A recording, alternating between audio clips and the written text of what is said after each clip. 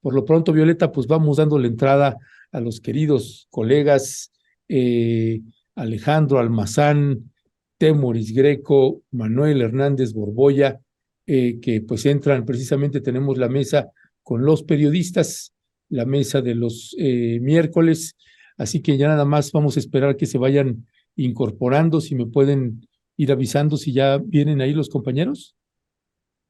Sí, se están conectando. Bueno, ahí viene Temoris, que precisamente lo vimos ayer, allí en la marcha, nada más que él llegó a marchar de una manera muy particular, en bicicleta llegó a marchar Esa es Temoris. una buena marcha en bicicleta. Esa fue una buena marcha, ahí quien se cansaba, Temoris le echaba un aventón, y ya luego los bajaba más adelante, y ahí está también Manuel Hernández Borboya. Manuel, Temoris, buenos días. Hola, hola, hola, buenos días. Pues, ¿qué no era la marcha de los bicitecas? Pues parece que te confundiste, mi querido Temoris. Sí. Hola, Buenos hola. días, Temoris. Buen día. Manuel, buenos días. Buenos ¿Cómo días, están? Manuel. Buenos días, Temoris. Pues aquí ya listos esperándolos. Pues, mi querido Manuel, mi querido Temoris, vaya momento que se vivió también el día de ayer, bueno, desde el 25, que fue la reunión que tuvieron los padres y madres de los normalistas con desde la semana pasada, perdón, con el presidente, después la reunión que hubo con el secretario de Gobernación, con el subsecretario de Gobernación, Alejandro Encinas, y con la secretaria de Gobernación, Luisa María Alcalde, con los resultados que ya sabemos. Fue la marcha, ayer fue la marcha de los normalistas, padres y madres, y titulábamos precisamente el programa Ayotzinapa, los gritos de la indignación. Fue y es el ejército mexicano, no solamente el Estado me refiero, sino de manera más específica a la institución que más ha encubierto la verdad de lo que sucedió, de lo que sigue sucediendo en el caso de la desaparición de los normalistas. Temoris Greco, tiene usted la palabra, señor. Gracias. Ay, es que por dónde entrarle es tan complejo, pero fundamentalmente, pues yo creo que se comparte una grande decepción, porque ya quedó claro que ya lo habíamos visto hace un año, pero durante este periodo de 12 meses se ha comprobado que la voluntad del gobierno de Andrés Manuel López Obrador de llegar al fondo del caso de Ayotzinapa se acabó cuando el ejército le puso un alto. Y no solo el ejército, la Marina y el Centro Nacional de Investigación, que es el sucesor del CISEN y que tiene la misma estructura, los mismos personajes, los mismos mandos que ha venido teniendo desde hace 30 años y que son compañeros de generación de Genaro García Luna. Esos ámbitos del poder del Ejecutivo han demostrado que están más allá del alcance de la voluntad del Ejecutivo. Y también en algún momento, aunque el presidente López Obrador estuvo durante años insistiendo e insistiendo e insistiendo en que se entregara la información y se abrieran los archivos, en algún momento el propio López Obrador cambió de actitud y pasó a ser el defensor de oficio del ejército. Hay cúmulo, un cúmulo de evidencias que señalan que hay información que no ha entregado el ejército. Por ejemplo, información o documentos que están seriados y que solamente entregaron folios posteriores y no folios anteriores. Documentos que refieren otros documentos, otras investigaciones que se hicieron y que ahora dicen que no existieron. Entonces, ¿de dónde se obtuvo esta información? Hojas con transcripciones incompletas de conversaciones que sostuvieron miembros de los grupos criminales hablando del destino de los desaparecidos y se dice que, por ejemplo, la parte inicial de esa transcripción o la final no se exige, no existe. El ejército ha negado incluso que en aquel momento existiera ya, y ya existía, una dependencia que se llama Centro Regional de Fusión de Información, en donde se concentra pues todos los documentos que producen esas agencias de investigación y se sistematiza. Eso ya estaba funcionando en Iguala, en el cuartel 27, y dijeron que no. Y lo que pasa con el presidente es que él dice, ya se entregó todo, yo lo sé. ¿Y cómo lo sabe, señor presidente? Lo sabe porque los que no quieren entregar ese material le dijeron que ya estaba entregado todo. Y él escoge, a mí me parece que es una elección política, escoge creerles. Y de esa forma pone por delante, le da prioridad a las razones de los militares, a las razones de los espías del CISEN, del ex CISEN, por encima de lo que la Fiscalía Especial del caso de Ayotzinapa había dicho, por encima de lo que el GIEI, que es la entidad investigativa más seria que hemos tenido en la historia de México, una unidad de investigación que llegó aquí a enseñar nuevos procedimientos que eran desconocidos en nuestro país. Y esto lo sé de primera mano, porque me lo han dicho. También lo descalifica y sugiere, porque además con esta pasión del presidente, de la que ya hemos hablado bastante aquí, por difamar a personas honorables, a personas éticas, pues también ya hemos visto a quienes no difaman. Aquí ya sugirió que había una rebelión y que había gente que estaba en contra en la Fiscalía Especial, con lo cual descalificó a Omar Gómez Trejo, que fue el fiscal especial que se fue por su intervención y que tenía toda la confianza de las madres y los dos padres. Ya también descalificó al propio GIEI cuando atacó a la Organización de Estados Americanos, de la cual forma parte el propio GIEI. Atacó al alto comisionado de derechos humanos de la ONU, al atacar a la ONU, que son los organismos que han estado involucrados, y es cuando él menciona OEA o ONU, se refiere a estos. Pero también ya vimos a quién no difama. De las madres y los padres, pues sería un costo político muy grande, además de un abuso tremendo. Hablar de ellos, como ha hablado de defensores de derechos humanos, de periodistas y de activistas. Tampoco se mete con Javier Alatorre y con Ricardo Salinas Pliego. Y tampoco se mete con Marcelo Ebrard. Esos son los tres a los que trata por arribita.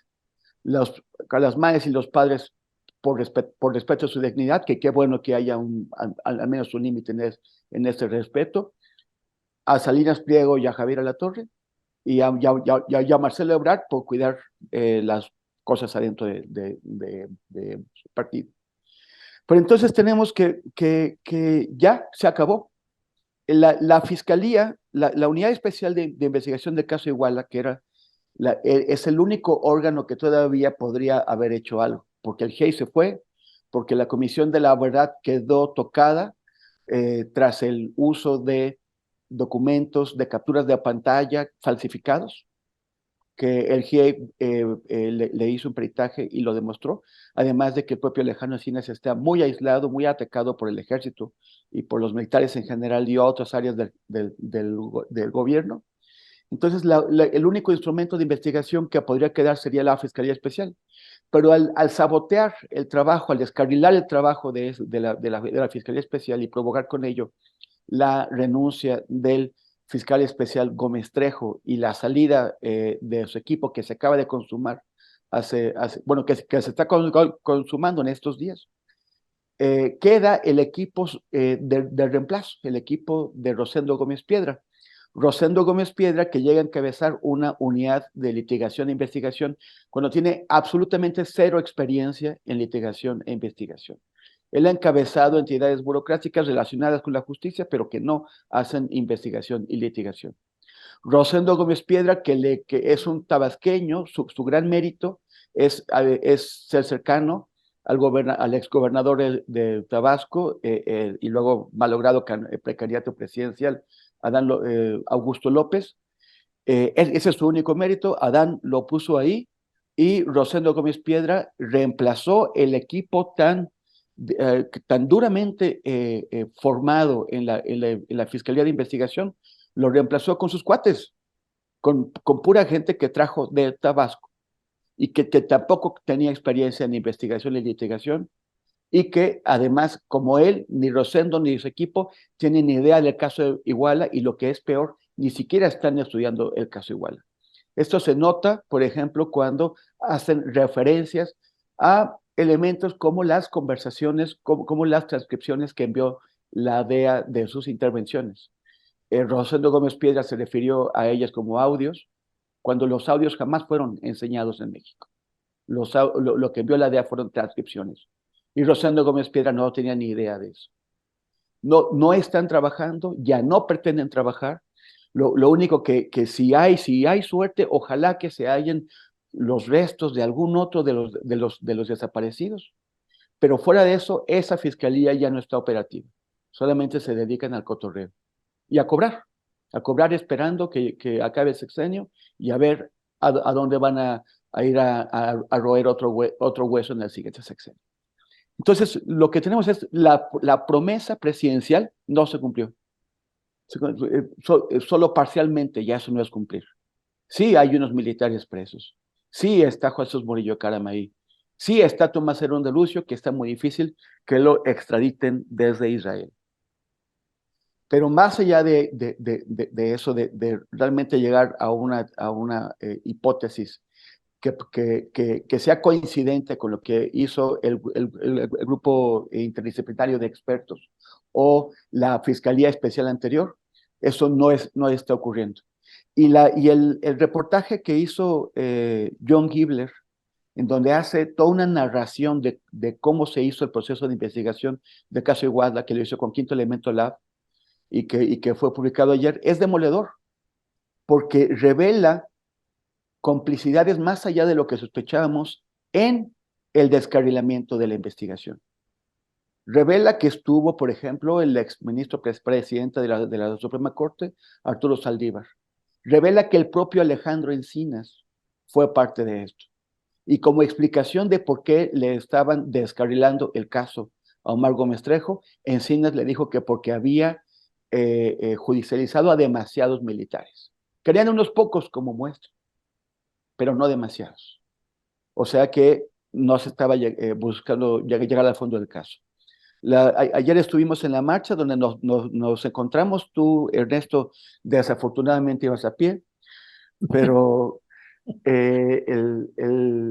al final pues ya vimos lo que ya el ambiente, tanto entre los estudiantes de Ayotzinapa, los estudiantes de la FEXUM, que es la federación a la que pertenecen los chicos de Ayotzinapa, y las MAES y los padres, fue el Estado, sigue siendo el Estado, fue el Ejército, sigue siendo el Ejército, y además le añaden como está esa manta grande que ya se pinta, que se encuentra ahorita afuera del campo militar número 1, fue el ejército de AMLO. Yo no creo que sea el ejército de AMLO, porque el ejército no es del presidente anterior ni el anterior. El ejército ha demostrado autonomía e impunidad adentro del Estado, encontrarse más allá del foro civil. Pero sí es un ejército al que AMLO le ha confiado su legado, le ha confiado la seguridad pública del país, le ha confiado una parte de la administración civil, y es un ejército con el que AMLO ha escogido no pelearse, a cuyos intereses ha escogido priorizar por encima de su compromiso personal con la resolución del caso Ayotzinapa.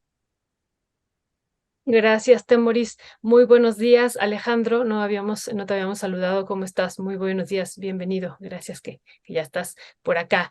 Pues esto mismo que está planteando ahorita Temoris, Manuel, ¿cuál sería tu valoración? Y si pudiéramos también, ayer ya vimos a partir de que empezó a correr este texto narrativa de los hechos de acuerdo con la investigación realizada, vimos pues, que la prensa retoma las tres posibles hipótesis, ¿no? Que se presentan como posibles causas de la desaparición de los estudiantes y que ya habíamos escuchado algo al respecto y parte de molestia del abogado Vidulfo Rosales sobre una de ellas, ¿no? Bueno, las tres me parece que las podríamos discutir, pero por ejemplo la uno, que a ver si la podemos aquí poner, dice confusión de los Guerreros Unidos respecto a la presunta infiltración de los rojos entre los estudiantes de Ayotzinapa en el contexto de la disputa por la plaza de la región de Iguala. Esta es la primera posible causa de la desaparición de los estudiantes y hemos visto, insistimos, ya desde el primer día o desde el lunes que se reunieron con el subsecretario de Gobernación, pues algunas reacciones al respecto. ¿Cuál sería tu valoración sobre esto, Manuel? No, me parece que es un tema tremendo que evidencia las muchas limitaciones del gobierno de López Obrador en su proyecto de transformar al país, porque no puedes poner por encima el acceso a la justicia de las víctimas de violencia, no lo puedes poner por debajo eso a la protección a los militares. El relato de John Gibler en su reportaje publicado en Quinto Elemento y el testimonio del exfiscal especial del caso Ayotzinapa, Omar Gómez Trejo, es demoledor porque realmente lo que evidencian es cómo se ha operado políticamente el caso Ayotzinapa y este compromiso que había hecho el presidente Andrés Manuel López Obrador de revelar toda la verdad hasta donde topara, pues se ha visto que es completamente falso. Se documenta cómo la Fiscalía General de la República empezó a boicotear la investigación cuando se estaba llegando a mandos militares y que a partir de ahí López Obrador optó por proteger a los militares por encima de resolver el caso Ayotzinapa. Me parece que es demoledor este testimonio junto con el de otros exintegrantes del GIEI.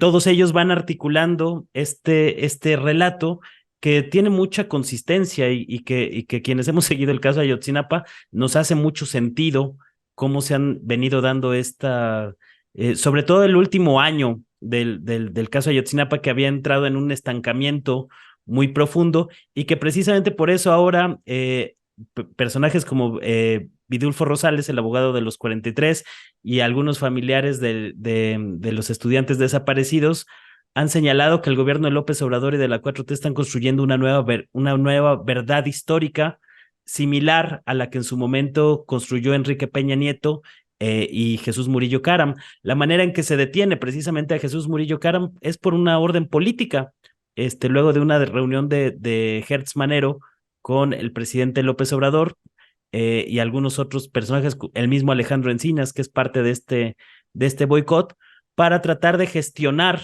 la justicia desde las cúpulas del poder político, en el caso de Ayotzinapa. Es decir, el problema aquí es que eran demasiados militares los que se habían señalado por parte de la Fiscalía Especial del caso Ayotzinapa. Ellos decían 20, López Obrador dijo 5. A partir de ahí empiezan los señalamientos desde la presidencia contra la Fiscalía Especial y contra el exfiscal Gómez Trejo, y a partir de ahí pues entran en un caos las investigaciones que habían desactivado desde la Fiscalía General de la República cuando varias áreas como asuntos internos de la Fiscalía General de la República toman el caso, se volvieron a reactivar un año después, una vez que el GIEI había hecho ya público que iba a salir del país, y esto lo vieron desde la presidencia y desde el gobierno de México como una señal de que esa cloaca se iba a abrir. Entonces empezaron a vacunar, reactivando muchos de los casos que ellos mismos habían desactivado en un inicio, luego de que pues este montaje o estas pseudo conversaciones o estos pantallazos que había presentado Alejandro Encinas hace un año en el informe del año pasado sobre el caso Ayotzinapa, pues fueron desmontados por el GIEI, ¿no? Fueron completamente invalidados de acuerdo con algunos peritajes. Entonces, lo que se está demostrando, pues es que el gobierno de López Obrador está operando políticamente para proteger a los altos mandos militares, aun cuando fue su compromiso resolver el caso Ayotzinapa, y esto lo único que muestra pues es el grado de sometimiento que tienen los poderes civiles en México a los mandos militares. Me parece que es un asunto gravísimo y que desde luego a mí me parece que hubo una buena intención de López Obrador de resolver ese asunto, pero dada también la coyuntura política, el ambiente golpista o esta tentativa golpista que ha estado tan a flor de piel todo el sexenio, junto con las presiones extranjeras, porque para mí hay dos casos centrales en todo este proceso. Uno, pues la detención de Cienfuegos por parte de la DEA, y dos, el tema de Guacamaya Leaks, que para mí, como ya lo he comentado antes, pues tiene que ver con operaciones de inteligencia en Estados Unidos para dividir filas en las Fuerzas Armadas, y que de hecho el mismo López Obrador el año pasado en su conferencia del 29 de septiembre mencionó la aprehensión o la persecución o la judicialización, mejor dicho, de estos 20 militares del caso Ayotzinapa buscaba romper filas en el ejército y provocar una rebelión, así lo dijo con esa palabra, rebelión. Me parece que desde luego que todos esos factores están en esta decisión de López Obrador de tragar este gran sapo del caso Ayotzinapa, pero al mismo tiempo me parece que pues uno desde la trinchera del periodismo, la trinchera del activismo, de la ciudadanía a ras de pie, a ras de suelo, pues debemos criticar profundamente esta decisión, porque a final de cuentas costó mucho trabajo, más de 50 años de lucha democrática en México, que llegara un gobierno con el respaldo popular que tenía López Obrador, para que a final de cuentas termine siendo rehén de las cúpulas militares, entregándole cada vez más concesiones y poder al ejército, con este pretexto, con esta salida de que si no lo hace, pues van a dar un golpe de Estado, ¿no? Me parece que en ese o dentro de la misma narrativa de López Obrador se está subestimando al pueblo mexicano, porque a final de cuentas el pueblo mexicano pues sería capaz de sortear algunos obstáculos como un golpe de Estado o cosas de este tipo, precisamente si hubiera un proceso de concientización política que vaya más allá de simplemente entregarle más poder a los militares, porque es la salida que ha encontrado López Obrador para sostener la viabilidad de su gobierno. Entonces me parece que la manera en que han boicoteado y dinamitado el caso Ayotzinapa desde el mismo gobierno mexicano evidencia los límites de la 4T, y que lejos de reconocer esto públicamente y plantear el problema de frente ante la gente, lo que se ha hecho pues es optar por el viejo camino de la política mexicana, la simulación, la mentira, la corrupción, el contubernio, los montajes, y me parece que es una muy mala señal de cara a la sucesión presidencial de 2024, y sobre todo cuando en el mismo partido Morena están impulsando a perfiles como el de Omar Harfuch para la Ciudad de México. Gracias Manuel Hernández Borboya. Pues parece que todo el mundo, todos tenemos un montón de cosas que queremos decir. Así que sobre el mismo planteamiento, para no ocupar yo más ese tiempo, Alejandro Almazán, ¿cuál es tu mirada de toda esta situación que estamos viviendo? No, igual, digo, como bien dice Temoris, ¿no? O lo han dicho ustedes, es tan complejo que uno no sabe dónde agarrarle, ¿no? Yo, mira, confieso que los últimos, digamos, los primeros 3 años más bien del gobierno de López Obrador, yo no marché con los padres, yo generalmente marcho, pero no marchaba porque ingenuamente, ¿no? Pensé que, bueno, pues que la promesa se iba a resolver, ¿no? Pero bueno, pues ocurre que desde, pues ya prácticamente desde el año pasado, cuando el gobierno, digamos, aumentó sus presiones, ¿no? O reventó la comisión y luego echó al fiscal Gómez Trejo, y bueno, pues además de las trabas que le ha puesto ahí hacia el GI, ¿no? Entonces, yo creo que ahí, bueno, yo en mi caso dije, yo tengo que volver a marchar, ¿no? O sea, sí soy, ahora sí que en esta no voy con mi dirigente, en esta voy con los padres, ¿no? Y curioso, porque, bueno, terrible para mí, porque marchando volví a tener esta sensación de la espiral de violencia, ¿no? Es decir, que no salimos de ahí, que todos estos años que han pasado pasaron de largo, ¿no? Seguimos metidos en ese limbo. Es una sensación que tuve la semana pasada también cuando Marcela Turati presentó su libro, que es un gran libro, ojalá lo lean, y me sentía en esa presentación también como me sentí ayer, metido, o sea, atrapado en ese pasado del de Peña Nieto, ¿no? Que por cierto, y qué paradójico, López Obrador le acaba de llamar que es un gran demócrata, ¿no? Entonces, si es un gran demócrata, ¿por qué, por qué López Obrador está investigando un asunto que ocurrió en el gobierno de ese demócrata que él llama, que es Peña Nieto, ¿no? Y bueno, eso me hizo también mucho, o sea, me ha estado haciendo reflexionar sobre que creo que AMLO, pues no es el jefe supremo del ejército, ¿no? O sea, no lo es, el ejército se manda solo y se lo ha hecho saber al presidente y el presidente, bueno, pues ha aceptado, ¿no? Y también creo que el poder del presidente tampoco llega hasta, de alguna manera, hasta la fiscalía de Gers, ¿no? Y ahí creo que, pues bueno, se tambalea, yo creo que las cosas buenas que ha hecho López Obrador en muchos de los rubros de este sexenio, yo sí creo que se pueden opacar y se pueden eclipsar con este caso de Ayotzinapa, ¿no? Porque yo por lo menos sí creo que hasta ahora pareciera que solo usaron el tema de la campaña, que solo usaron para ganar votos, ¿no? Me llama la atención los propagandistas del régimen, ¿no?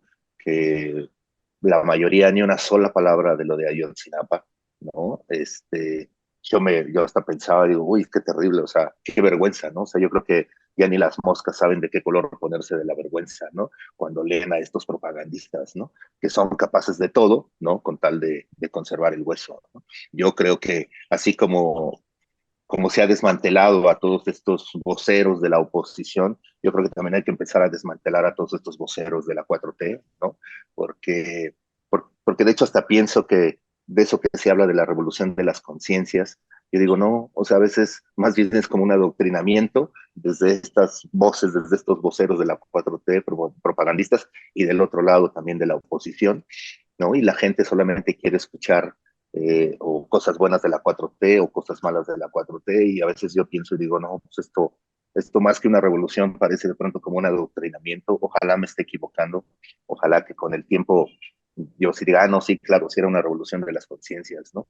Y, y bueno, también veo que eh, digamos, dentro de cuando no hay solución hacia los padres, y ya creo que ya lo dijo bien Temoris, yo lo resumo en una palabra, que es las complicidades, ¿no? Yo creo que que se han trabado complicidades para no llegar a la verdad. Sí, ¿no? Andan diciendo que ya detuvieron a fulanito, a menganito, pero, o sea, que ya hicieron algo, pero no, ese no era el fondo. El fondo es solucionar el crimen, la desaparición de los 43, no meter a la cárcel a un general o a un ex procurador. No, de eso no se trataba. Se trata de solucionar el caso, ¿no? López Obrador lo asumió, lo prometió y por eso se le exige, ¿no? Si no, no se le estuviera exigiendo, ¿no? Pero él se montó en ese tema, lo usó, ¿no? Y por eso insisto en que hasta ahorita se ve que solamente ha lucrado con él. Bueno, pues entonces se le va a tener que exigir, ¿no? Se le van a tener que exigir. Yo creo que ya aquí ya hablaron del texto de John Kibler, muy recomendable, ojalá quienes nos estén viendo le puedan echar un ojo, y si ya le echaron un ojo, pues lo puedan compartir, ¿no? Porque bueno, básicamente el texto habla de cómo se dinamitó esta investigación, el papel de Alejandro Encinas, pues muy cuestionable. Yo soy de los que digo que Alejandro Encinas era de los pocos políticos a los que yo le hubiera dado las llaves de mi casa. Hoy ya no sé, ¿no? O sea, tengo muchas ganas de verlo, de platicar con él, ¿no? De confrontarlo, de hacerle varias preguntas al respecto de su actuación, ¿no? Y ver si quizás solamente es una cuestión en la que pues, no pudo porque López Obrador al final tiene los dados cargados hacia el ejército y Alejandro Encinas pues, simplemente ya no pudo hacer nada. Pero bueno, esto mancha la carrera de Alejandro Encinas, no lo deja bien parado, ¿no? Al igual que el gobierno de López Obrador, ¿no? Un gobierno en el que yo confío, en el que he votado, en el que me gustaría que siguiera, pero estas cuestiones uno no puede dar maromas como hacen los propagandistas. Aquí hay que ser lo bastante críticos, ¿no? Y de hecho, o sea, me llama la atención que una de las hipótesis, como decía Violeta, fuera esto de la confusión de los guerreros unidos, ¿no? Con lo de los rojos. Bueno, entonces, si existe esa hipótesis, yo me pregunto, y ahí yo creo que se muerde la cola el gobierno, es bueno, entonces, ¿por qué tienes a Murillo Karam o por qué estás buscando a Tomás Herón si ellos dieron una de estas hipótesis? Bueno, entonces mejor no los persigues, primero investigas y luego actúas, ¿no? O sea, creo que se están atrapando, que están terminando siendo como muy sí, están quedando atrapados de sus propios dichos, de sus propias mentiras, ¿no? No saben de pronto cómo salir, ¿no? Y bueno, yo con lo único bueno, y con lo último que quiero terminar es con esta marcha ayer, ¿no? Difícilmente alguien que no hubiera estado en la marcha, digo, bueno, ya con el caso uno tendría que conmoverse, pero estando en la marcha difícilmente uno no podría conmoverse. Yo me quedo con la imagen de esta abuelita con su nieto pintando las paredes, ¿no? Impulsándolos, ¿no? A seguir haciendo eso, a seguir exigiendo la justicia. Ellos, como bien dijo Temoris, están enojados porque ellos creen que el ejército se niega a entregar información. Ayer estuvieron dando algunos volantes informativos, ¿no? Para que la gente conociera cuál es esa información que nos está dando el ejército, ¿no? Diré solamente un par de ellas, ¿no? La comunicación que habla de los 17 estudiantes que supuestamente fueron trasladados a la brecha de los Lobos. Hay una transcripción, pero no está el audio de esa transcripción, ¿no? O el dispositivo donde fue almacenada la comunicación intervenida, ¿no? En fin, yo creo que la tiene muy difícil el presidente López Obrador. Eh, el, Ojalá que llegue esa verdad. Ojalá que no solamente también esté administrando este problema, porque también sería muy triste para los padres. Y bueno, pues yo, como siempre lo he dicho, creo que debemos de estar con los padres y lo que los padres ordenen, lo que los padres lleguen a tener, las decisiones que ellos deben de tomar, bueno, pues hay que apoyarlos, ¿no? Así que bueno, qué complejo de verdad el caso. Y bueno, es increíble cómo eh, para poder dar pie al otro tema de toda esta gente que estuvo involucrada, ¿no? En lo del crimen de Ayotzinapa, como ahora, por lo menos uno de ellos, Omar García Harfuch, ¿no? Intenta ser el gobernante de la ciudad, ¿no? Y eso, pues bueno, pues desdibuja prácticamente todo esto de la izquierda. Yo, de hecho, cada vez me pregunto si el obradorismo es de izquierda o el obradorismo simplemente se está aprovechando de la izquierda, ¿no? Para decir que, pues para tener sus votantes, ¿no? Porque yo no veo al obradorismo hoy en día que sea realmente algo de izquierda. Muchas gracias, Alejandro. Pues sí, fue el ejército y como ayer salió en la marcha y sigue siendo el ejército, totalmente de acuerdo. Pero justo esto que yo le preguntaba a Manuel Temoris, estas hipótesis, que realmente ayer, cuando yo estaba dando lectura al documento, me sorprendió mucho que 5 años después se llegue en este documento a presentar estas tres posibles causas de la desaparición. Una, esta que ya estaba diciendo Alejandro y que ya le compartí ahí a Ernesto, a ver si las ponemos. Una, pues que fueron los Guerreros Unidos, así en síntesis. La dos, que fue José Luis Abarca. Y la tres, que fue por el trasiego de drogas, pero en ninguna de las tres hipótesis se menciona al ejército, ¿no? Entonces, esa es una situación que a mí me parece pues de escándalo y que ya ayer en el programa especial decíamos, pues estas tres hipótesis hay que analizarlas a profundidad, hay que pues desmenuzarlas y me parece que pues sí, insistimos, generaron enojo desde el primer día, lo conocimos a través de Vidulfo Rosales, la primera de ellas pues queriendo decir que habían sido que los estudiantes estaban infiltrados por el crimen organizado, sin responsabilizar al ejército. ¿Cuál sería tu apreciación de este documento, Temoris? Pues sí, pues parece increíble que tantos años después tengamos que regresar a esto. Durante el peñanetismo quería imponer la idea, o sea, el fondo de la verdad histórica, porque ahorita los defensores de la verdad histórica andan manoseando las cosas para tratar de simular que hubo una confirmación de la verdad histórica.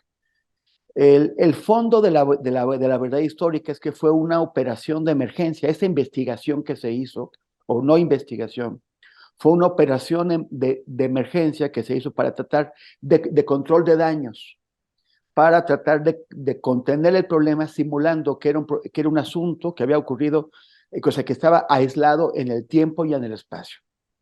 En el tiempo, porque era nada más como de septiembre de 2014, algo que de pronto se había salido de control, pero que era casi como excepcional, y en el espacio, porque solamente involucraba al municipio de Iguala y a los vecinos, y nada más.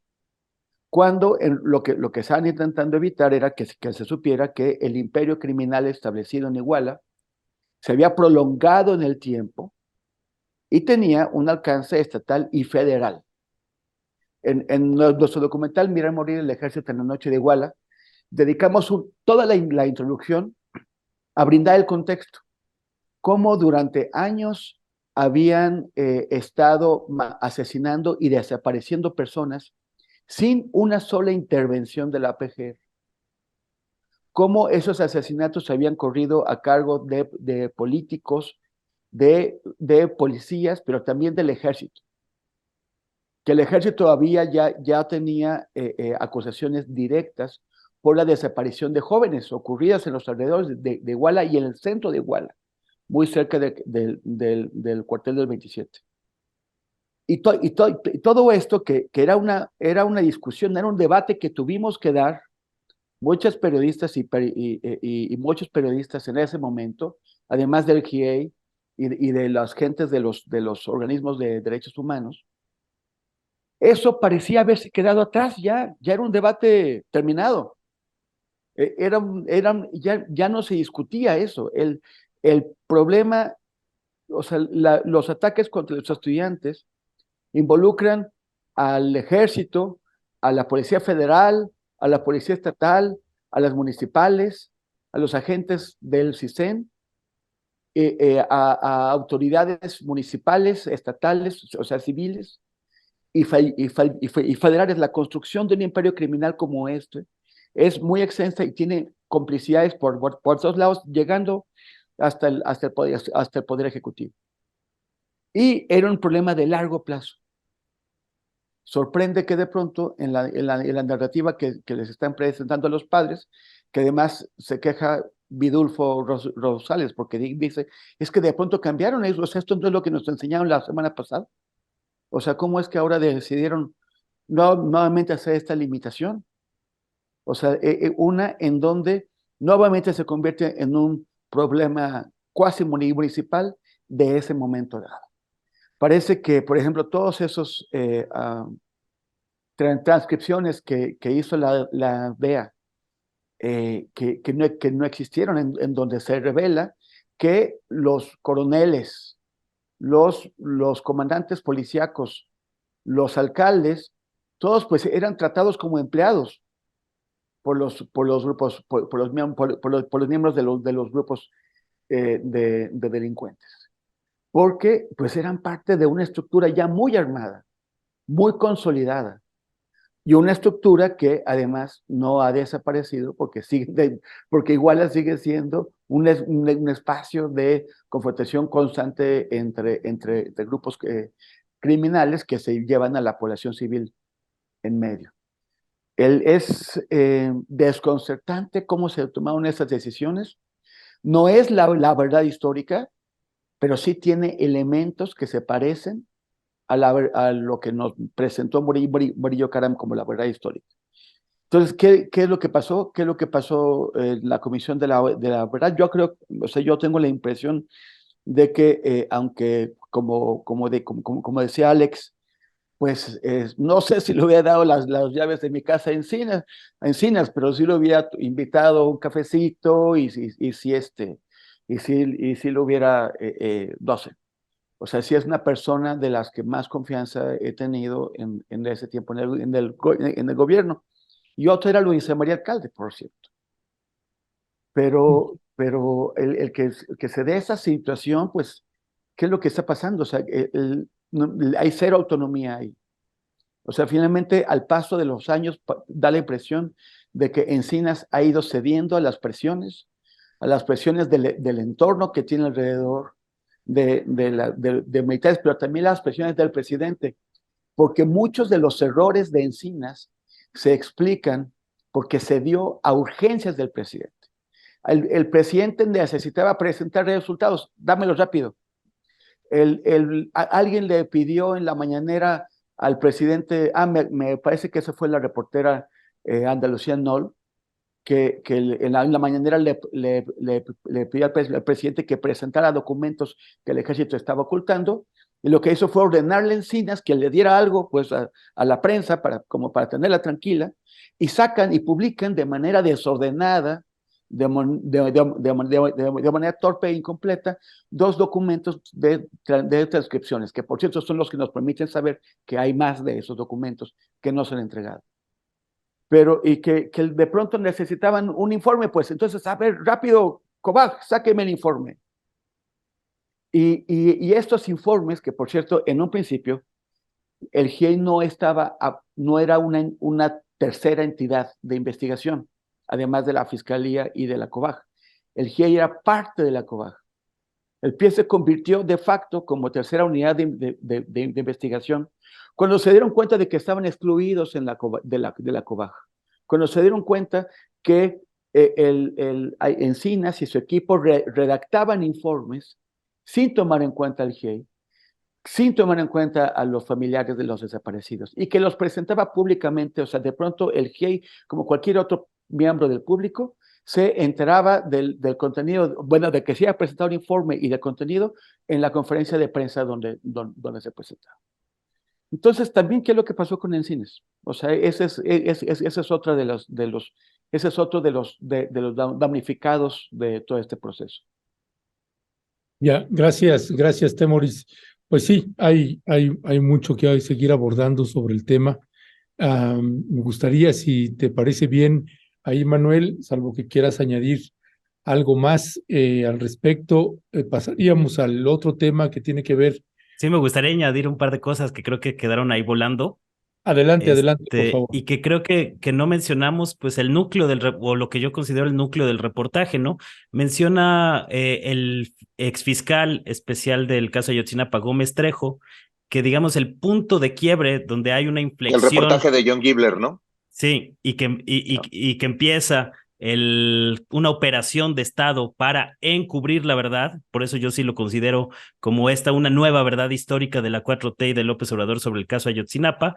Es cuando Gómez Trejo viaja a Chicago por su propia cuenta a revisar las transcripciones de la DEA, y en esas transcripciones él señala que es una prueba muy contundente del involucramiento que tenía el ejército con el crimen organizado, dice Gómez Trejo, sobre el conjunto de mensajes interceptados en Estados Unidos. En las evidencias de Chicago se logra ver que los militares venden armas, que capacitan a miembros de Guerreros Unidos y que reciben dinero. Es decir, resolver el caso Ayotzinapa implican no solo señalar a militares involucrados directamente en la desaparición, sino involucra destapar una cloaca gigantesca de cómo durante años el ejército prácticamente ha administrado el crimen organizado en México y a los cárteles de la droga a su conveniencia. Esa cloaca explica mucho del caso Ayotzinapa, explica por qué el gobierno de Peña Nieto actuó como actuó, y explica por qué el gobierno de López Obrador está actuando como está actuando, pero lejos de resolver ese problema, se le sigue dando más poder a esas élites militares que siguen operando como operaban antiguamente, ¿no? O sea, es una cosa tremenda el grado de encubrimiento, de ocultación que seguimos viendo en este gobierno. Y me parece sobre todo reprochable en el caso de López Obrador, porque López Obrador y el gobierno de la 4T, todo el movimiento de izquierda, de la lucha democrática que hubo desde el fraude del 88 para acá, pues tenía...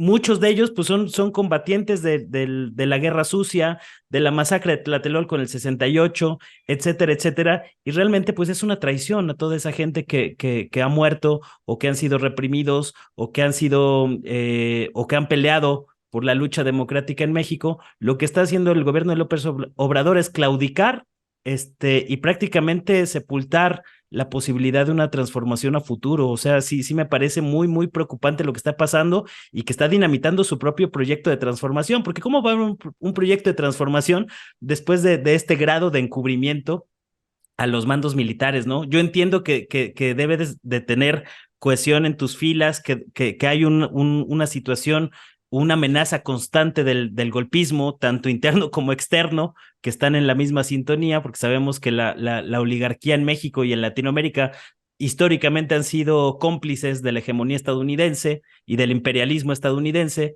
que ha implementado cosas como la Operación Cóndor, que precisamente es el momento en el que el ejército mexicano, a mediados de la década de los 70, se involucra cada vez más en el combate a las drogas como una medida de contrainsurgencia para el beneficio de las élites mexicanas y los beneficios del gran capital, cosa que sucedió de manera reiterada durante la época neoliberal y que lejos de erradicar a los cárteles de la droga, estos se vuelven transnacionales con el apoyo del ejército mexicano y también con el apoyo de la CIA, entre otros muchos actores, ¿no? Entonces me parece que este acto de cobardía que está realizando el presidente López Obrador, pues va a dinamitar cualquier posibilidad de una transformación a fondo en México y debemos empezar a replantearnos muchas cosas a partir de aquí, porque no hay viabilidad de proyecto transformador a partir del caso Ayotzinapa. Por eso me parece sumamente grave lo que está ocurriendo y que todavía más grave que lejos de que haya alguna señal positiva en el relevo de la 4T,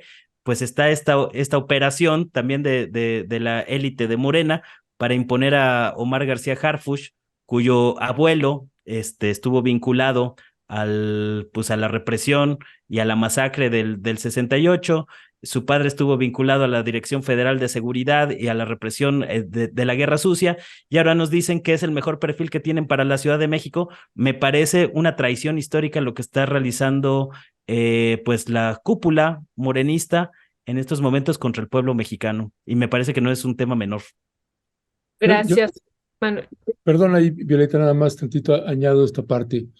Miren, parte de la información que creo que es importante tener, ¿no? Y que no se entiende qué está pasando allá adentro, allá arriba, adentro, pero me parece importante también tocar lo que ha sucedido y lo que está sucediendo en la Comisión Nacional de Búsqueda, a propósito de la búsqueda de los normalistas, porque, por ejemplo, ya se hizo oficial que Rosendo Gómez Hijo,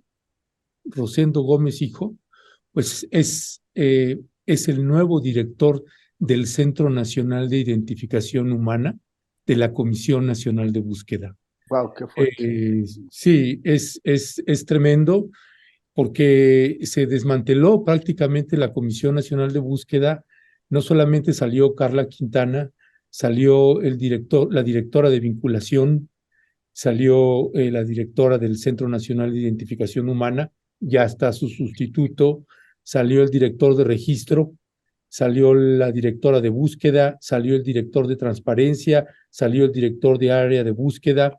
En fin, todos los puestos estratégicos en materia de búsqueda y que son las y los responsables de crear pues toda esta estructura de búsqueda que no existía en el país y que la crearon ahí Carla Quintana y todo este equipo de personas, pues a todos lo sacaron, a todas la sacaron, y ahora imagínate a Rosendo Gómez Hijo, el director del Centro Nacional de Identificación Humana. Pues sí nos parece tremendo, una señal pues bastante dura. Perdón, nada más quería añadir esta información. Pero ahí también es, o sea, ¿qué es lo que está pasando con Luisa María Alcalde? Bueno, Luisa María Alcalde, yo no creo que tenga Pues la, la, voto la, ahí, ¿no? la comisión depende de gobernación. Sí, pero no, pues ella no decide eso, ¿no? O sea, lo sabemos, ¿no? Pero también es una huella más de este desmantelamiento, ¿no? Que hace el gobierno, digamos, muy sutil en las estructuras, ¿no?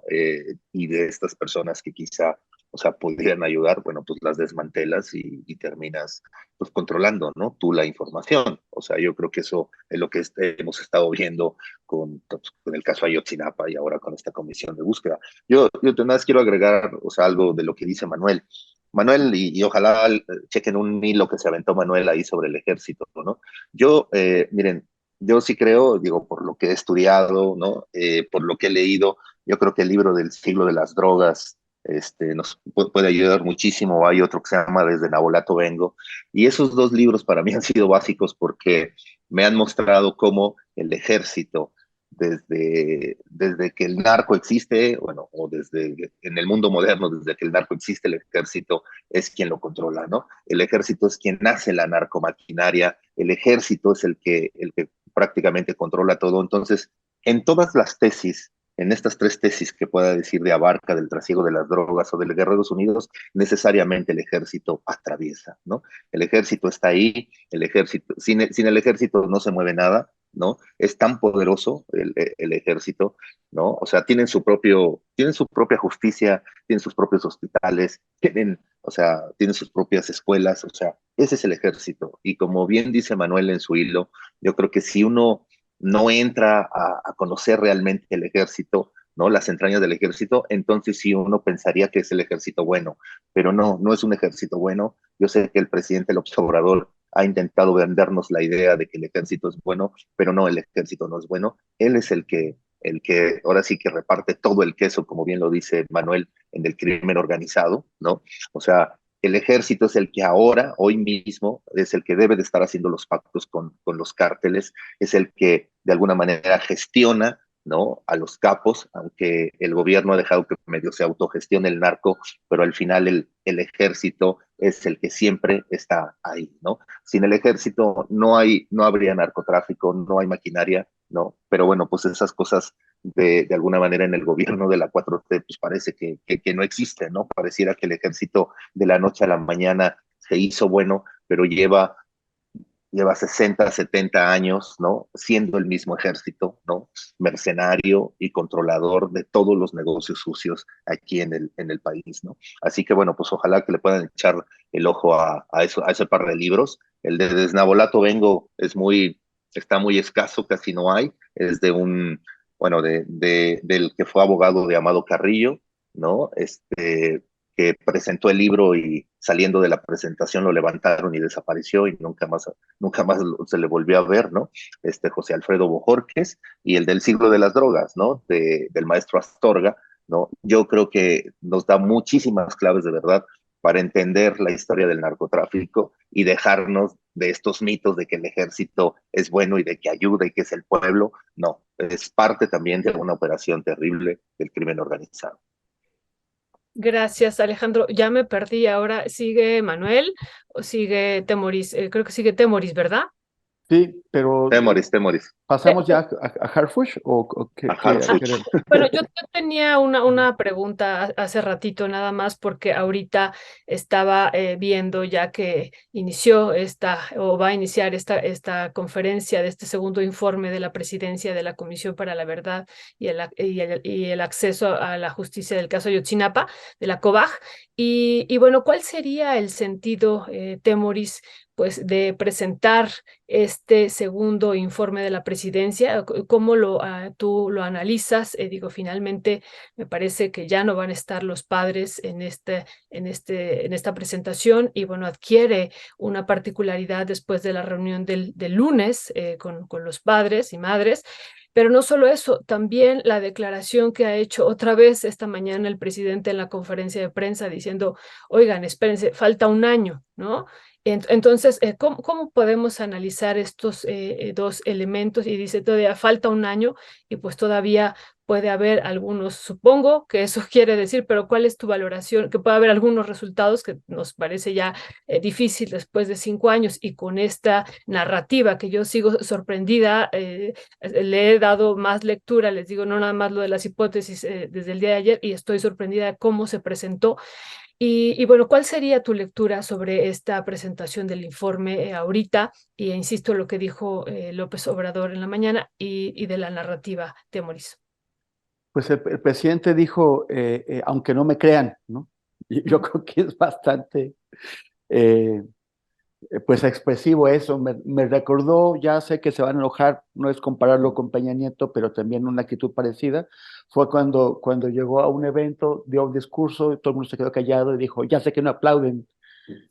O sea, como que empiezan a bajar las manos con el desgaste y también cuando constatan pues que no lograron cosas que se proponían hacer. En el caso de Andrés Manuel, pues no cumplió su promesa a cabalidad. Pero no puedes decir, bueno, ya no nos creen y ya no hacemos nada. O sea, ellos tienen que continuar con el proceso, que ese proceso pues es una simulación. Me dejó muy preocupado lo que nos acaba de compartir Ernesto, ¿no? O sea, es como que esa familia se dedica a neutralizar oficinas importantes, oficinas que en algún momento prometieron mucho, y a desmantelar equipos. O sea, a mucha gente la convencieron de entrar a formar parte de esos equipos, por ejemplo, a gente que Omar Gómez Trejo convenció de entrar a formar parte de la Fiscalía Especial, a pesar de que lo último que hubieran querido hacer o que se hubieran imaginado haciendo era trabajar dentro del edificio negro de la Fiscalía General de la República. Pero se comprometieron eh, eh, asumiendo los riesgos que representa, por ejemplo, trabajar contra el lobo dentro de las fauces del lobo. Y las consecuencias que eso tiene para tu vida cotidiana, porque hay hostigamientos, porque igual si eso acaba mal, como acabó con la fiscalía y como acabó con la comisión de búsqueda, pues puedes tener marcas, estigmas que impidan que te den trabajo en otro lado o ocurra algo, ¿no? Algunas personas, por ejemplo, eran de la juventud de la Fiscalía General de la República, o sea, de los jóvenes ministerios públicos que aceptaron involucrarse en la Fiscalía Especial y que ahora van a tener que dejar su carrera en el Ministerio Público. O sea, ya no van a poder continuar trabajando en la FGR porque son vistos como enemigos internamente. Entonces, pues bueno, o sea, son las consecuencias de una operación fallida, de un compromiso incompleto, de una voluntad que no llegó al final, pero que de todos modos estamos ya en la simulación. La cosa es, ¿qué va a dejar el presidente? O sea, ¿qué le va a dejar a Claudia Sheinbaum? ¿Cómo va a reaccionar Claudia Sheinbaum? O sea, ¿se va a comprometer o va a seguir con la simulación de que se hizo todo bien y de que ya solamente hay que cerrar el caso? Porque también se ve que la intención ya es acabar con esto pronto. Y también, ¿qué va a pasar el 26 de septiembre de 2024? Andrés Manuel López Obrador va a estar a 5 días de entregar la presidencia. El caso Ayotzinapa estará cumpliendo 10 años. Ya habrá sido otro año más en donde todavía peores noticias habremos tenido. ¿Cómo se va a juzgar el papel de Andrés Manuel López Obrador desde las calles el 26 de septiembre de 2024 en el 10º aniversario? ¿Qué espera el presidente oír en ese momento, justo cuando acaba su periodo? O sea, yo creo que ahí va a haber un juicio que va a pasar a la historia y que definitivamente no es el que él esperaba. Gracias, Temoris. Pues sí, y ya nada más para pasar rápidamente al tema Harfush y otros candidatos ahí. Únicamente señalar que desde mi punto de vista, esta reunión que tuvieron con el presidente López Obrador, los padres y madres de familia, y la última reunión que tuvieron el lunes ya con la Secretaría de Gobernación, cambió aquí ya la relación y esto ya se va a trabajar, perdón, de otra manera. Y lamentamos que las marchas que puedan convocar padres y madres o la gente que proteste por estas decisiones que se han tomado allá arriba en el caso de los normalistas, de la desaparición de los normalistas, pues se va a tomar como si fuera un ataque al gobierno del presidente Andrés Manuel López Obrador. Lamento muchísimo esta situación. En el caso de Alejandro Encinas, pues uno entiende asuntos de lealtades, eh, pero aquí creo que te llevan llegas a un punto límite, uno entiende y pudimos verlo y constatar cómo el ejército mexicano ha presionado fuertemente también a Alejandro Encinas. Pero aquí llegas a un límite donde pues también tienes que tomar una decisión que puede marcar también el rumbo de tu vida, de lo que quieres seguir haciendo. Ya veremos qué pasa.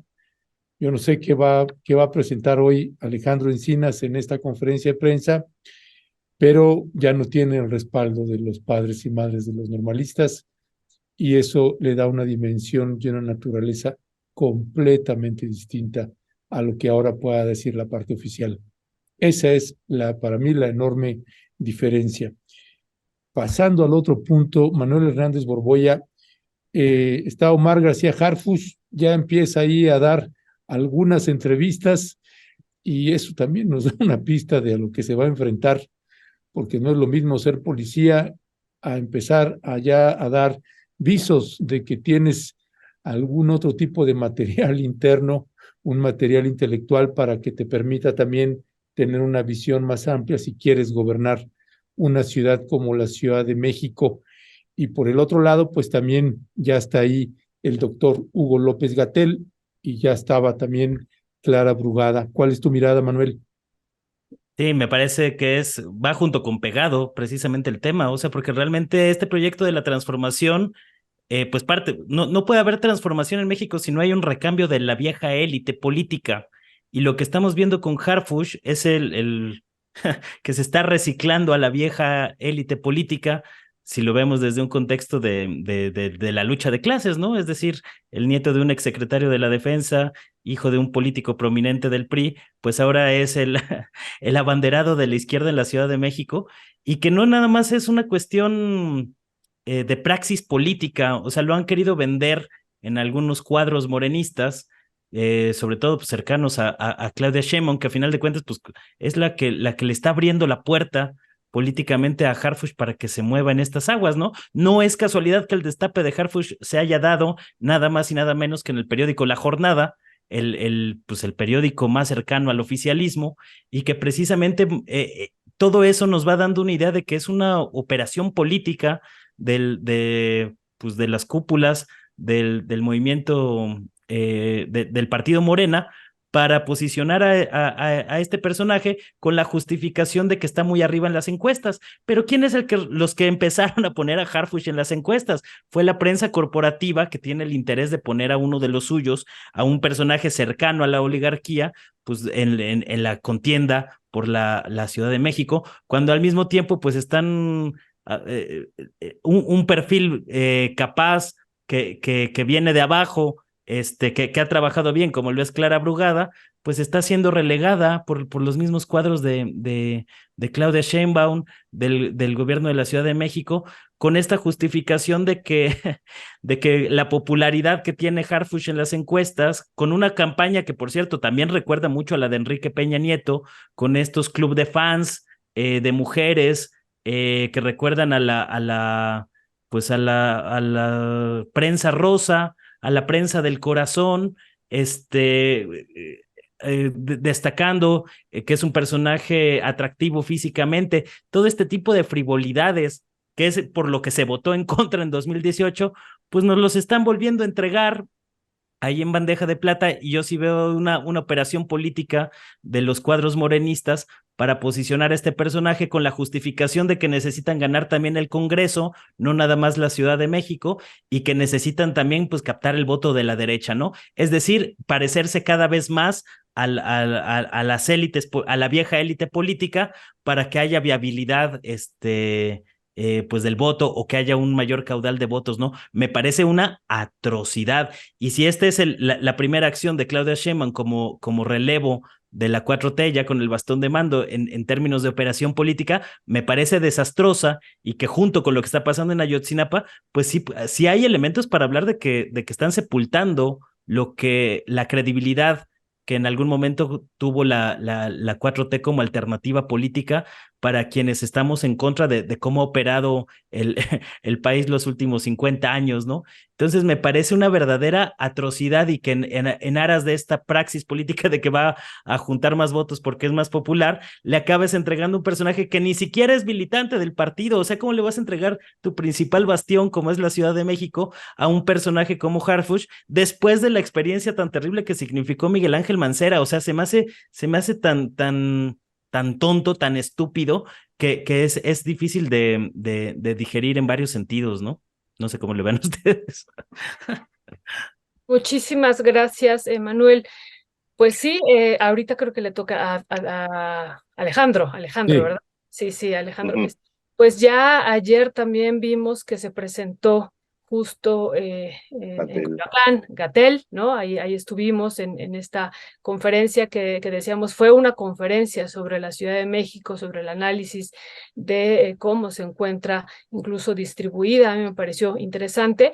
Y bueno, también se le hacía esta pregunta sobre García Harfuch y sobre Clara Brugada. En algunas de ellas, por ejemplo, pues ya era prácticamente seguro que estarían ellos dos, y que Clara Brugada podría contender contra Gatell, y bueno, perdón, contra Harfuch, y ahora pues Harfuch. está ahora Gatell, ¿no? Entonces, bueno, se le hizo esa pregunta, y también esta posición que tiene Harfuch de que ahora, pues incluso así lo citó ayer un periodista diciendo: Harfuch, hoy soy de izquierda, ¿no? Entonces, no sabemos después qué va a ser y antes qué fue. Bueno, sabemos, sí, sí sabemos, ¿no? Pero entonces, pues estos escenarios que se están presentando, uno que ya todos pues habíamos pensado, la buena es Clara, porque viene de un trabajo social intenso, y un trabajo que lleva décadas, ¿no? Incluso ahora que fue lo del terremoto, recordábamos pues todo el movimiento que hubo, un movimiento urbano popular, y ella cómo emerge también y sale de este movimiento. Y bueno, pero ya ahora no está ella nada más, está Gatell. ¿Cuál sería tu valoración, querido Alejandro, sobre esto?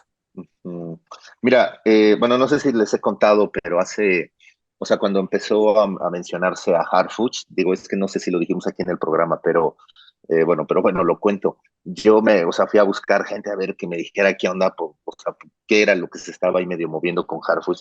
Y la historia que me contaron, y bueno, se las quiero compartir, es un poco fantástica, ¿no? O sea, de verdad, o sea, se me hace muy sacada de los pelos, en el sentido de que dicen que ok, Claudia Sheinbaum y otros personajes mandaron a llamar a Harfuch para decirle, ok, vas tú, pero tú vas a hacer lo que nosotros digamos, ¿no? Entonces, para empezar, vas a ir a la jornada y vas a dar una entrevista con Miguel Ángel Velázquez, que es nuestro compa, entonces con él vas a ir, ¿no? Entonces, bueno, que así ha ido medio ocurriendo. Él quería hacer su destape con Marta de Baile, le dijeron, no, cabrón, o sea, vete a la jornada, ¿no? Y bueno, él ha estado siguiendo en estos programas con Maxine Gutzai y con el que se apellida Poza. O sea, él está yendo a estos programas porque, bueno, pues ahí se siente a gusto, porque bueno, yo creo que el hecho de que tuvo cerca también la farándula con su mamá, pues seguramente a él le gusta también esto de la farándula, ¿no? Bueno, pero el caso es que lo que dicen o lo que me cuentan, y esto es donde lo que me parece increíble, o sea, o me absurdo, me dicen, no, pues es que una vez que gane Harfuch, entonces lo bajamos y vemos quién entra. Y yo le digo, no, o sea, lo que tú estás diciendo o sea, es algo absurdo, o sea, la verdad es que no te lo creo, o sea, todo lo que tú me estás diciendo, nada. Yo creo que al final, o sea, hay algo que leyó Claudia Sheinbaum, López Obrador, que nosotros quizá no vimos, o no hemos visto, y bueno, y por eso Harfuch está ahí, ¿no? Quién sabe si sea una concesión al ejército, o sea, pueden pasar muchísimas cosas, o hay Clasismo. muchísimas cosas atrás, claro, clasismo, ¿no? O sea, yo sostengo que, por ejemplo, si Clara Brugada, o sea, yo creo que es el mejor perfil que hay, pero sí creo que en el DF, en esta ciudad hay un clasismo terrible, y entonces el hecho de que sea simplemente de Iztapalapa, eso ya, o sea, quiebra a Clara. A lo mejor estoy diciendo una tontería, pero yo he No, pues preguntado con precisamente por eso mucha deberías de gente de poner a aquí. Clara Brugada, Claro, creo. mucha gente que vive por aquí, yo vivo aquí en la Roma, pues platico con la gente de la clase media, media alta, y de pronto me dan esas opiniones, pero no ven mal a Harfuch. Entonces yo digo, claro, a lo mejor, o sea, esta jugada que están haciendo, o sea, les conviene porque lo que bien han dicho es que esto ya no es una elección presidencial porque ellos ya lo ven ganada, sino más bien una elección legislativa, ¿no? En donde tienen que ir por curules, escaños, y una imagen como la de Harfuch, pues podría traer más votos, ¿no? O sea, no sé, este pragmatismo político. Yo creo que si Harfuch queda al final, evidentemente se va a desdibujar la izquierda, y creo que tendríamos que empezar a hacer una campaña, ¿no? Nosotros para, o sea, un voto nulo, o sea, no votar por, o sea, yo sería de los que hay que hacer el voto nulo. Yo no voy a votar por Harfuch, ¿no? Lo hice por Mancera y me arrepentí, y aunque hay propagandistas de la 4T que aseguran que no es igual Harfuch que Mancera, es peor que Mancera, ¿no? Porque Mancera, por lo menos, era ahí un tipo segundón, ¿no? Harfuch no, Harfuch sí tiene todo un poder y viene de un grupo, ¿no? Independientemente de la familia, porque como yo les dije el otro día, uno no tiene la culpa de que sean nuestros padres, ¿no? Pero el hecho de que tu abuelo haya estado en la guerra sucia militar, ¿no? Armando toda esta estructura que hoy estamos padeciendo porque por personajes como García Barragán, el ejército es un narcoejército, por personajes como García Barragán, ¿no? O por personajes como García Paniagua, la política es corrupta, ¿no? Bueno, algún gen debe de tener ese muchacho, ¿no? O sea, algo debe de tener, ¿no? Y bueno, yo por lo pronto, bueno, pues sí, a mí sí me espanta un personaje como él, y yo, la verdad es que si al final sí lo escogen, yo sí empezaré una cruzada por la abstención. Va a ganar, ¿no? Sin duda, porque bueno, eh, este arrastre que tiene López Obrador, y si el presidente ya le dio la bendición a Harfuch, bueno, pues sin duda va a ganar. Pero yo creo que es algo en donde Morena terminará mostrándose como lo que yo siempre he dicho que es para mí Morena me parece que es el camión de la basura, y la oposición y todos los fachos son la basura, ¿no? Y Morena no le importa, súbanse, ¿no? No hay bronca. Ya después dice, después hacemos una limpia, pero en realidad nunca hacen esa limpia. Hoy sigue habiendo mucha basura en el gobierno de la ciudad, dentro del mundo del círculo de Claudia, mucha gente que se montó, mucho oportunista, ¿no? Ahí está, sin esa ideología. Y mira, a mí me da risa cuando Harfuch dice yo soy de izquierda, ¿no? O sea, esa ignorancia ideológica, ¿no?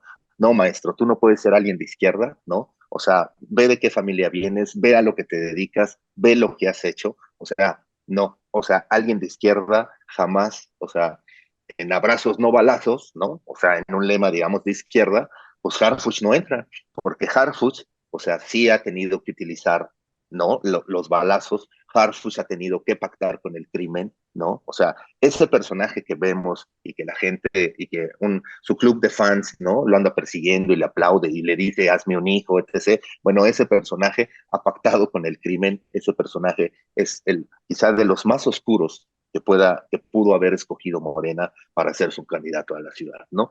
Es una pena que los dados estén cargados hoy para él. Por eso también creo que Noroña no se sube, ¿no? Y Noroña finalmente se baja, el propio Mario Delgado se baja. Hoy entra este tal Torruco que me parece que es una broma, ¿no? O sea, simplemente ahí como para ver qué Son, consigue, son ¿no? 14, Y Ale, son sí, 14. y mira, sí, son muchísimos, pero yo sí creo que, por ejemplo, Gatel y Clara, o sea, tendrían que unirse. O sea, ellos, o sea, son básicamente como de la misma corriente, ¿no? Entonces, bueno, yo creo que ahí tendrían que hacer una candidatura en común para poderle darle batalla hacia el interior a Harfuch, ¿no? Y tratar de verdad a crear una polémica tal dentro de Morena, en donde pues al final digan, no, pues Harfuch no puede ir, ¿no? Porque ya está la rebelión de Morena, que si vamos con él, pues nada. Digo, esa rebelión tuvo que haber pasado en Coahuila, por ejemplo, ¿no?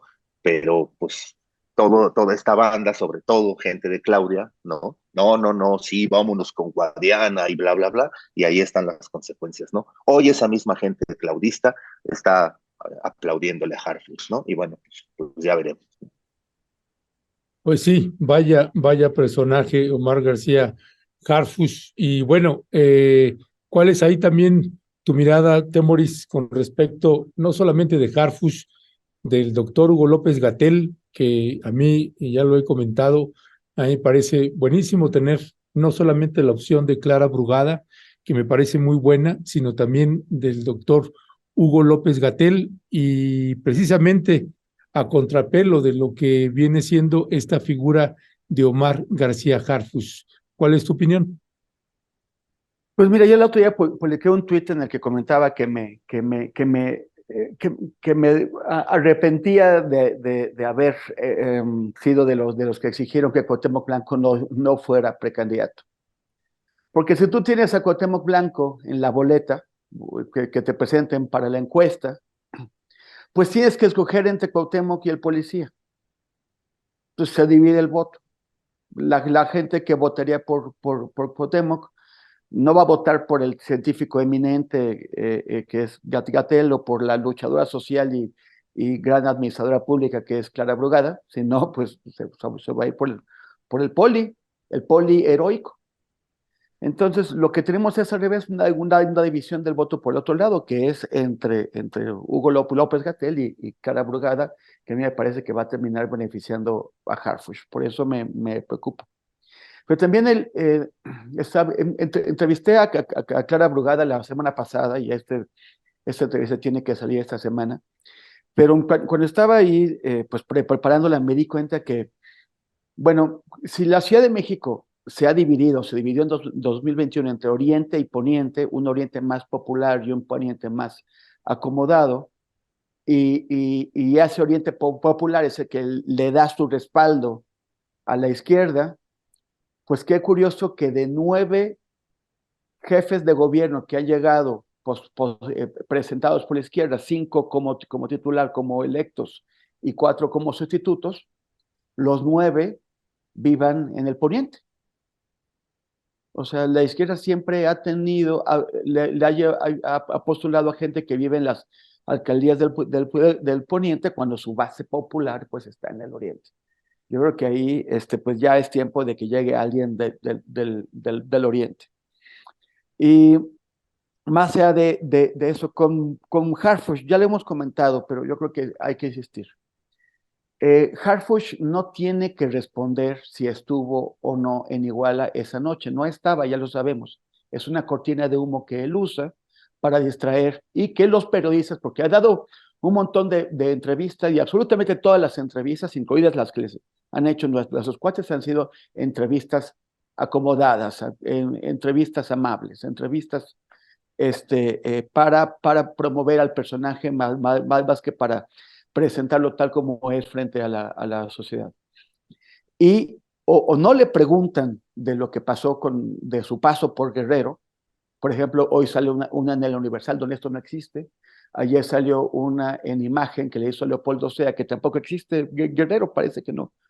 O le hacen la pregunta por encimita, solamente facilitándole repetir su cantinela que semeja una defensa, pero que en realidad no es una defensa, es un distractor, porque García Harfuch no estuvo en Iguala el 26 y 27 de septiembre, estaba en Michoacán, sí, eso ya lo sabemos, ya no tiene que explicarlo. La cosa es qué no hizo antes y qué no hizo después. Él negó haber estado en reuniones del 7 y el 8 de octubre de 2014 en Iguala, comandadas por Cerón de Lucio, en donde se coordinó la respuesta que se iba a dar a esto, que es básicamente la fabricación de la investigación. Primero dijo que no, luego Pablo Ferri lo agarró con documentos del ejército donde dicen que, ¿qué crees? Que sí estabas. Y él dijo, sí, bueno, sí estuve, pero no participé. ¿Y cómo que no participó? O sea, y una parte muy importante de los responsables de esos crímenes eran policías federales, era como el comandante en Iguala, Dorantes, que hasta hace unos días antes era el subordinado directo de García Harfuch, como todos los demás policías federales que estuvieron involucrados. ¿Por qué dice García Harfuch que se quedó callado, que no participó, cuando él podría haber dicho, yo sé que estos señores están coludidos con el crimen organizado de esta forma? Él comandó a la Policía Federal en Guerrero durante 21 meses, una policía federal totalmente al servicio del crimen organizado. Él dice, yo no participé, no dije nada, pero bueno, no, es que no queremos que nos diga lo que no hizo, queremos que nos diga lo que sí hizo. Sí actuó para tratar de suspender del servicio y procesar a todo su montón de subordinados que estaban bajo el servicio de la policía, del crimen organizado, antes de Iguala y después de Iguala. ¿Qué esfuerzos hizo por ayudar a entender toda esta maraña? Él estuvo en esas reuniones donde se fabricó la mentira histórica y él dice, ay, qué doloroso fue la desaparición de los 43. Si fue tan doloroso, díganos usted qué hizo para exponer que se estaban planeando nuevos crímenes. Se estaban planeando nuevos crímenes en el sentido de falsificar la investigación, de torturar personas, de destruir evidencia. ¿Qué es lo que hizo él en 2015 y 2016 cuando estuvo el GIEI en su primera ocasión? Fue a decirles, yo sé esto, yo estuve en esa reunión, así se planeó, participaron gente que estaba bajo mi comando. Tomás Herón de Lucio dijo esto. No lo hizo. Después, cuando finalmente Tomás Herón de Lucio cae, porque ya era insostenible, como director de la Agencia de Investigación Criminal, pusieron a Omar García Harfuch como jefe de la entidad directamente encargada de la falsificación de la investigación. ¿Qué hizo él que le parece tan doloroso lo de los chicos de Ayotzinapa para investigar cómo falsificó la investigación la agencia que le tocó a él dirigir después? ¿Qué hizo él para averiguar quiénes habían sido los operadores de esta investigación? ¿Qué órdenes había dado Tomás Herón de Lucio? ¿Qué hizo García Harfuch? O sea, él nada más dice, yo no hice. Luego, bueno, pongamos que tal vez él tenía miedo porque era el régimen de Peña Nieto y no le fueran a hacer algo. Bueno, pues cambia el tiempo, llega López Obrador, regresa el GIEI, se crea la Comisión de la Verdad, hacen una fiscalía especial del caso de Ayotzinapa. Él se reunió con el GIEI, con la Comisión de la Verdad o con la fiscalía para decirles, yo estuve ahí en la primera línea, fui comandante de la federal, estuve en la reunión donde se falsificó la mentira histórica y les puedo contar todo lo que sé. Les voy a dar toda la información. Voy a revelar los nombres que conozco. Voy a explicar las relaciones que hay entre los delincuentes y las autoridades. ¿No? Él ahora se contenta con la misma convicción con la que dice que es de izquierda, sin poder explicar que es de izquierda, porque dice que ser de izquierda es pensar en la gente y gobernar bien. Eso es todo lo que puede explicar. Él ahora dice que no, que se quedó calladito, que no estuvo, que no le tocaba, como pues es un pretexto que debe haber escuchado en la escuela primaria y que sigue usando ahora. A mí me parece que es muy fuerte que trate de engañarnos con esta tontería, y si no quiere contestarlas todas esas preguntas que yo invito a la gente a verlas en mis redes sociales, presenté 11 preguntas para Omar García Harfuch, muy puntualitas, pero si no quiere contestar esas 11 preguntas, pues entonces que nos diga nada más una sola cosa, que como excomandante, ex coordinador de la Federal en Guerrero y como exdirector de la Agencia de Investigación Criminal, una sola cosa que haya hecho para ayudar a esclarecer lo que ocurrió con el caso de Ayotzinapa y para buscar justicia y verdad y buscar a los 43 de desaparecidos. Que enuncie una sola cosa que haya hecho. Gracias, gracias, Temoris.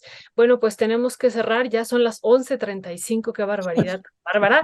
Y bueno, pues ya nada más le pedimos a Manuel que cierre este tema. Hay muchos otros temas pendientes, por ejemplo, después discutiremos el tema de Ebrard.